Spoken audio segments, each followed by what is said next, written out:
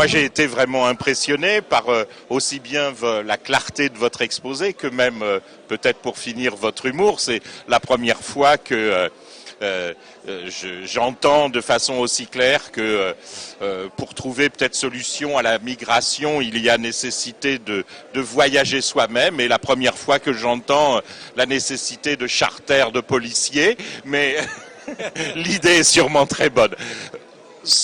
Sans plaisanter, là, vraiment, à un moment donné, je crois qu'on vous a posé la question et que vous avez un petit peu temporisé, c'était à propos de la résistance.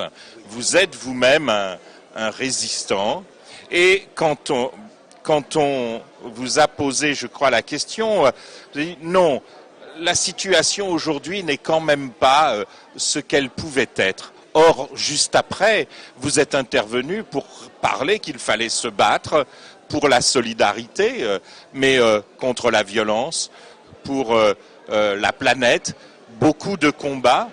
Est-ce que vous ne pensez pas que vraiment il y a lieu aujourd'hui d'une résistance? Je le crois, tout à fait. Je pense qu'il ne faut pas tout confondre.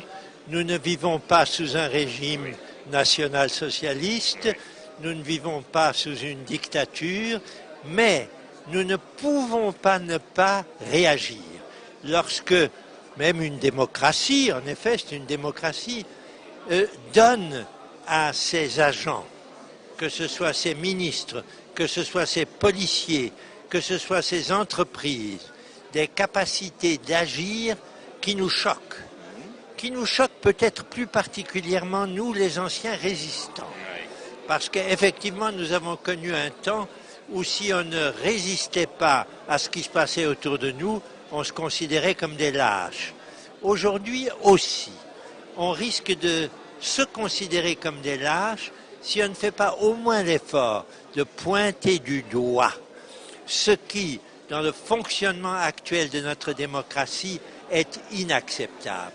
Et quand je pense à ce qui se passe dans certains centres de rétention, quand je pense à ce qui se passe devant des écoles où les policiers viennent et arrêtent des vieux Chinois, c'est quelque chose d'inacceptable, et si on le dénonce, on ne manque pas pour autant à la démocratie.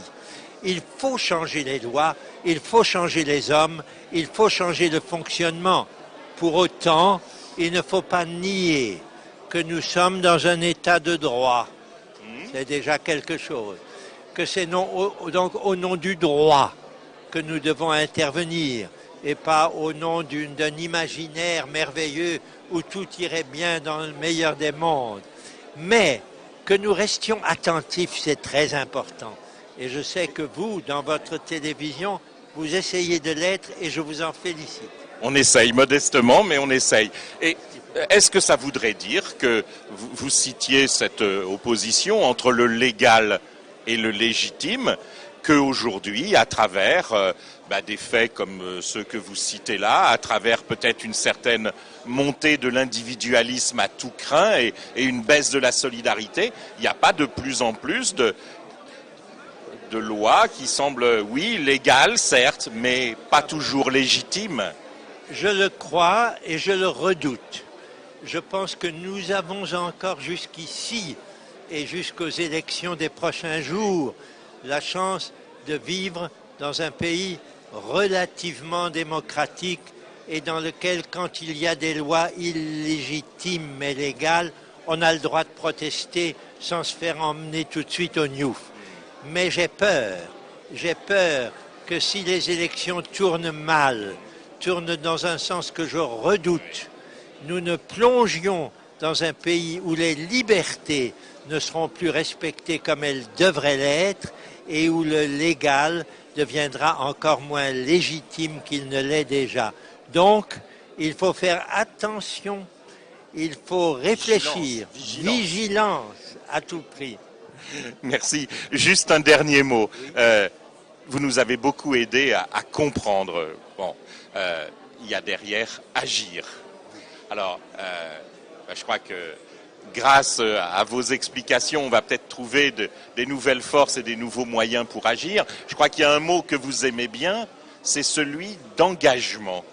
Est-ce que vous pouvez nous dire un mot sur qu'est-ce que c'est pour vous l'engagement? Voyez-vous, là, vous avez affaire à quelqu'un qui est de la génération de Jean-Paul Sartre. Oui. Pour moi, Sartre a été le philosophe qui m'a beaucoup appris comment se comporter pendant une guerre, comment se comporter au sortir d'une guerre. Rester responsable, c'est s'engager.